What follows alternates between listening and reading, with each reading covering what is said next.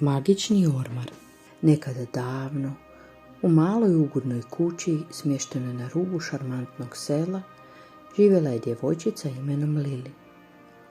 Lili je bila maštovito i znatiželjno dijete koje je voljelo istraživati svijet oko sebe. Njezino omiljeno mjesto za provođenje vremena bila je njezina soba, koja je skrivala posebnu tajnu, čarobni ormar. Lilin ormar nije bio običan ormar.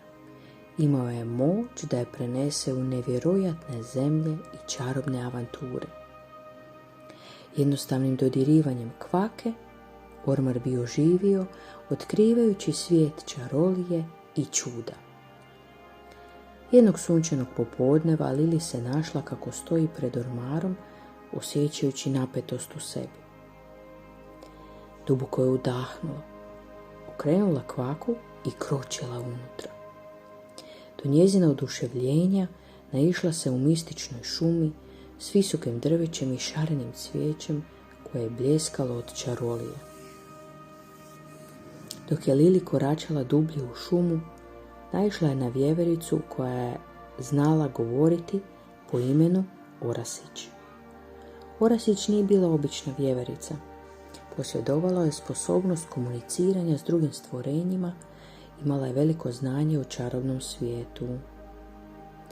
Orasić je postao Lilina vjerna pratilja, vodeći je kroz čarobnu zemlju i poznavajući je s njezinim čudesnim stanovnicima.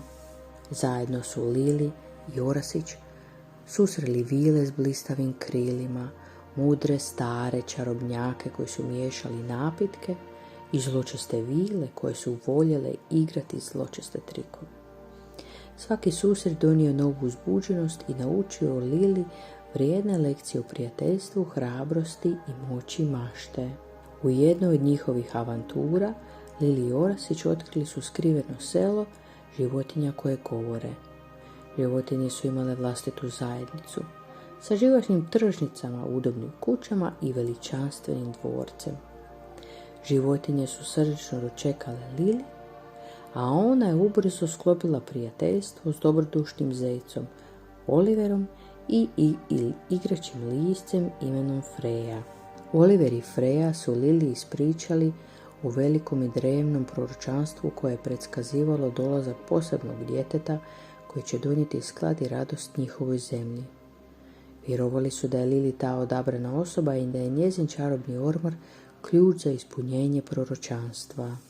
Pokretana novim osjećajem svrhe, Lili se upustila u potragu za otključavanjem punog potencijala svog čarobnog ormara.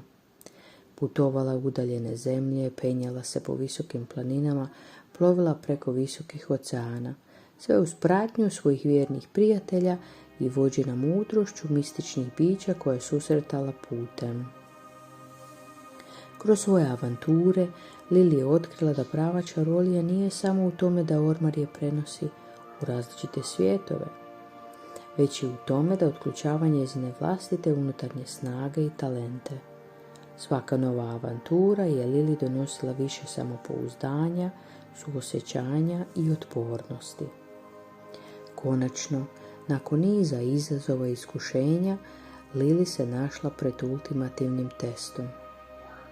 Morala se suočiti sa strašnim zmajem koji je čuvao skriveno blago koje je sadržavalo ključ za ispunjenje proročanstva. S hrabrošću u srcu i podrškom svojih prijatelja, Lili je stala pred zmaja i dokazala svoju vrijednost. Kad je zmaj popustio, zasjela je blistava svjetlost koja je obavila Lili, a ona je osjetila iznenadni val nevjerojatne moći u sebi. Čarobni ormar nije samo otkrivao čuda svijeta, već i budio čaroliju u samoj Lili. Znala je da je ispunila proročanstvo i donijela sklad i radost čarobnom svijetu. Teškoga srca Lili se oprostila od svojih novostečenih prijatelja, obećavajući da će se vratiti kad god je budu trebali. Kada je zatvorila vrata čarobnog ormara, našla se natrag u svojoj ugodnoj sobi, ispunjena divljenjem i zahvalnošću za nevjerojatna iskustva koja je proživjela. Od tog dana nadalje Lili je još više cijenila svoj čarobni ormar. Shvatila je da prava čarolija nije ograničena samo na fizički prostor, već leži u njezinoj mašti i beskrajnim mogućnostima koje nosi. Lili je nastavila odlaziti na čarobne avanture kako u svijetovima svog ormara, tako u svijetu izvan njega, šireći radost i čaroliju gdje god je išla.